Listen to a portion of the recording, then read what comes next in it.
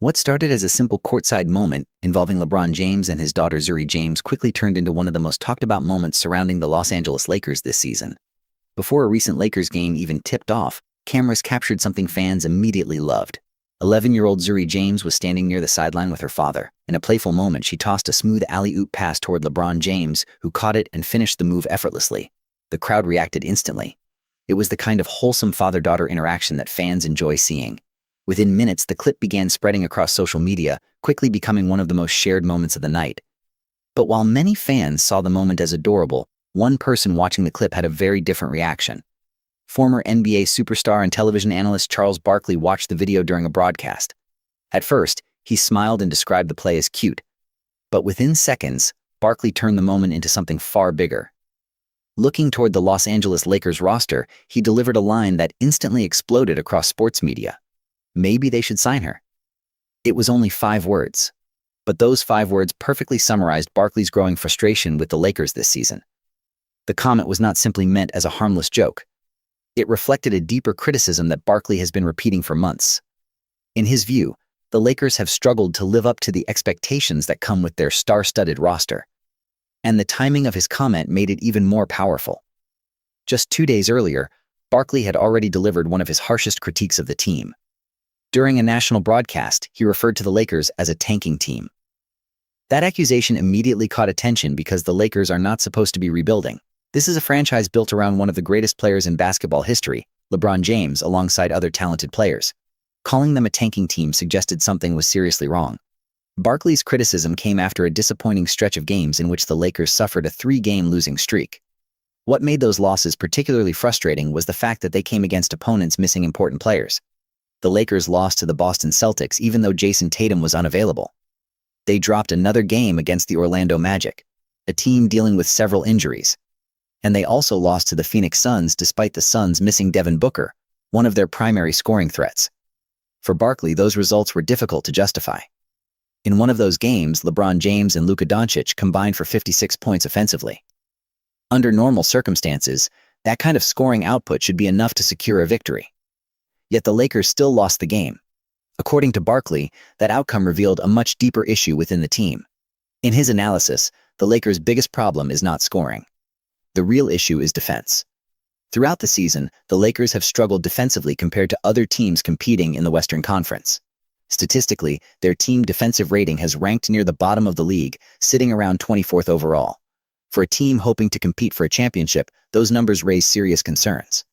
Barkley has repeatedly pointed out that the Lakers' 3 primary offensive stars, LeBron James, Luka Doncic, and Austin Reeves, are all extremely talented scorers. However, when those 3 players share the court together, opposing teams often exploit defensive weaknesses. Advanced metrics show that this lineup tends to allow more points than it scores, producing a deficit of roughly minus 8.4 points per 100 possessions. That kind of defensive vulnerability becomes especially dangerous against fast, athletic teams. Even when the Lakers produce strong offensive performances, their inability to consistently stop opponents has led to several frustrating losses. Despite those concerns, the Lakers recently secured a convincing victory against the Golden State Warriors, winning the game by 24 points.